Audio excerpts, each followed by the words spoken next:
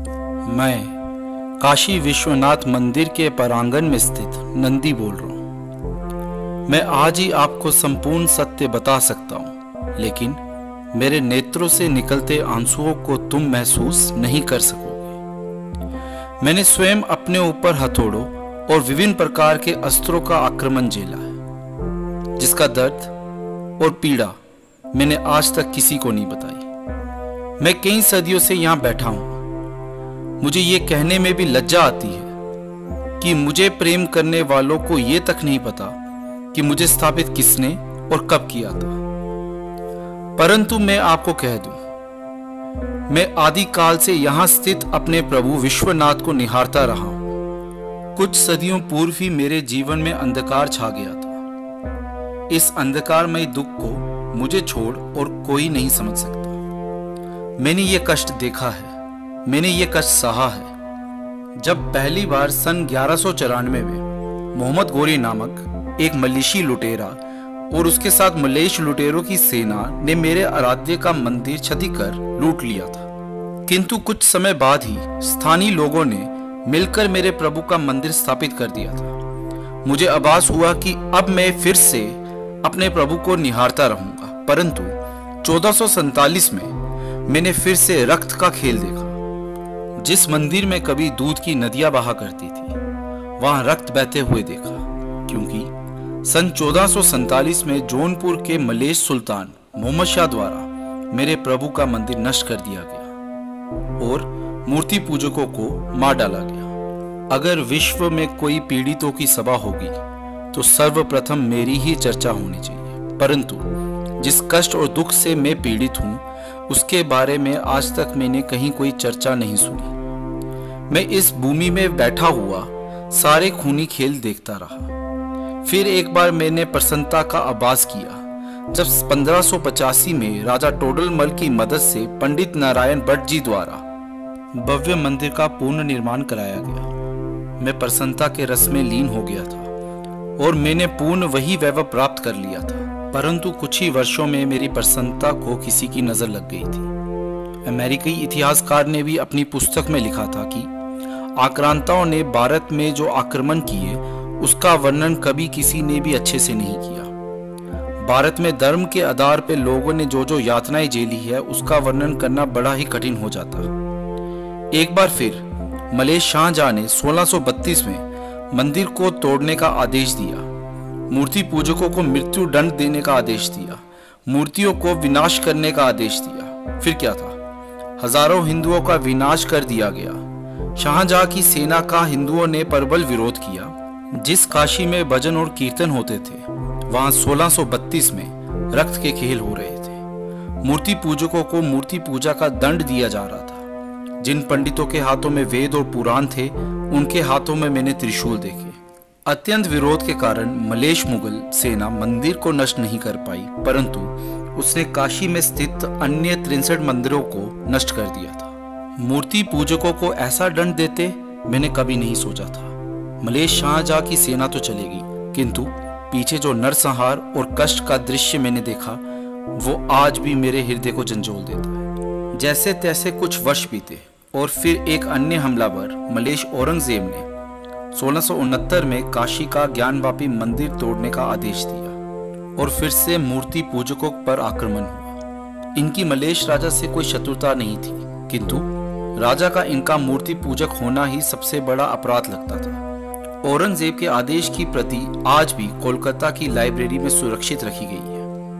सन 1669 के आक्रमण के बाद काशी के असंख्य मंदिरों को नष्ट कर दिया गया और ज्ञानवापी मंदिर के गर्भगृह का अनादर करके आतंकवादियों ने अपने पूजा स्थल बना दिए। हजारों लाखों सनातनियों को मृत्यु के घाट उतार दिया गया। वो दृश्य और कष्ट सहने के लिए मुझे अपने नेत्रों को बंद करके अपने अंधकारमय जीवन पर अग्रसर होना पड़ेगा। फिर 1669 की एक शाम आई। मेरे ही सामने आतंकवादियों द्वारा लिखा जा रहा था कि मंदिर तोड़ दिया गया है, मूर्तियों का अनादर किया जा चुका है और ये सूचना औरंगजेब को दे दी गई है।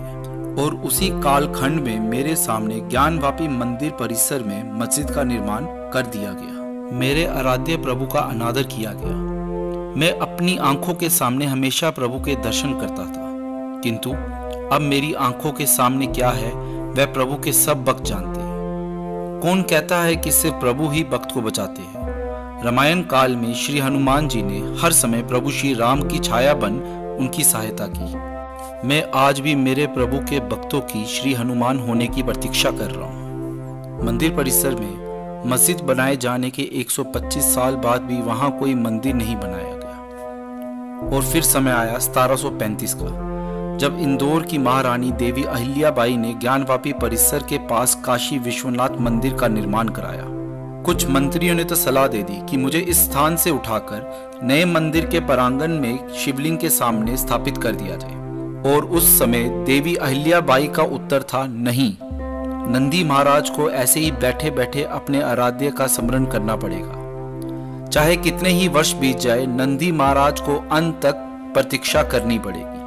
वह वाक्य आज भी मेरे कान में गूंजता है। कभी कभी मैं टूट जाता हूँ और हृदय बैठ जाता है, नेत्रों से अश्रु बहने लगते हैं, परंतु फिर देवी अहिल्याबाई का वाक्य स्मरण कर लेता हूँ, उससे मुझे शक्ति मिलती है और मैं प्रतीक्षा में लीन हो जाता हूँ। मेरे इस परिसर का ये विवाद बहुत देर बाद फिर गरमाया, जब सनातनी समाज के लोगों को लगा कि उनके साथ अन्याय हुआ है। तब उन्होंने इस गुम्बद रूपी इमारत को सनातनी समाज को सौंपने की पेशकश की। 1810 को बनारस के तत्कालीन जिलाधिकारी मिस्टर वॉटसन अपने पद की अनुमति से एक पत्र लिखकर ज्ञानवापी परिसर को हमेशा के लिए सनातनी समाज को दे देने की मांग की, लेकिन यह कार्य कभी पूरा ना हो सका। फिर 1830 में ग्वालियर की महारानी बेजाबाई ने मंदिर में ज्ञानवापी मंडप का निर्माण करवाया और महाराजा नेपाल ने मेरी प्रतिमा स्थापित करवाई। मुझे दुख इस बात का था कि मेरे इस परिसर का जिक्र उस समय जामा मस्जिद ज्ञानवापी के रूप में हुआ। वर्तमान कालखंड में मेरे मन में एक बार फिर प्रसन्नता का भाव उत्पन्न हुआ। 1980 में सनातनी संगठनों ने कुछ राष्ट्रवादी शक्तियों के साथ मिलकर ज्ञानवापी मस्जिद के स्थान पर मंदिर बनाने के उद्देश्य से एक बड़ा राष्ट्रीय अभियान चलाया। सनातनी पक्ष के कुछ विद्वान थे, हरिहर पांडे, सोमनाथ व्यास, रामरंग शर्मा। इन्होंने मेरे प्रभु के इस परिसर को मंदिर के अधीन लेने के लिए एक याचिका दी। 1991 की इस याचिका के विरोध में उस समय सरकार ने एक उपासना स्थल कानून बना डाला और उस कानून के अनुसार ये कह दिया गया कि जो 15 अगस्त 1947 से पहले से अस्तित्व में आए किसी भी धर्म के पूजा स्थल को दूसरे धर्म में परिवर्तित नहीं किया जा सकता। और ये सुनकर मुझे बड़ा दुख हुआ कि मुझे मेरे प्रभु के दर्शन के लिए अभी और प्रतीक्षा करनी पड़ेगी। फिर क्या था, विवाद के चलते इलाहाबाद हाई कोर्ट ने स्टे लगाकर यथास्थिति बनाए रखने का आदेश दे दिया। इस प्रकार ये विवाद ऐसे ही चलता रहा और मैं अपने प्रभु का स्मरण एकांत मन से अंधकार में लीन होकर करता रहा। प्रतीक्षा करते हुए समय आया 2021, जब कुछ देवी शक्तियों ने संवैधानिक रूप से मेरे लिए न्यायालय में एक प्रार्थना पत्र भेंट किया और तत्कालीन मस्जिद परिसर में स्थित श्रृंगार गौरी की पूजा करने की अनुमति मांगी और मेरे प्रभु के इस परिसर में वीडियोग्राफी द्वारा सर्वे करने की आज्ञा मांगी और इस आज्ञा को आर्कियोलॉजिकल सर्वे ऑफ इंडिया द्वारा मंजूरी दे दी गई। अब तो मुझे बस उस दिन का इंतजार और उत्सुकता है उस फैसले की कि यहाँ मेरे प्रभु का ही निवास था, है और रहेगा, और कब मैं भारतीय संस्कृति के अनुसार पूजा पाठ और चंदन का लेप लगाए अपने प्रभु के दर्शन कर सकूंगा। आज मुझे फिर अपने प्रभु के दर्शन की आस बनी है। आज फिर मेरा सनातनी जनमानस जागा है।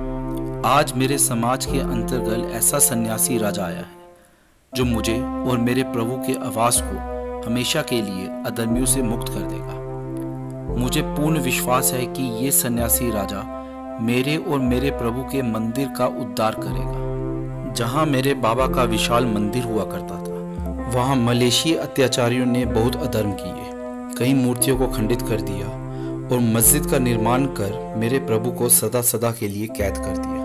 मैं काशी विश्वनाथ मंदिर के प्रांगण में स्थित नंदी बोल रहा हूँ। आशा करता हूँ आप सभी को मेरा ये दुख समझ आया होगा और मुझे विश्वास है कि आपको भी न्यायालय के फैसले का इंतजार होगा। हर हर महादेव।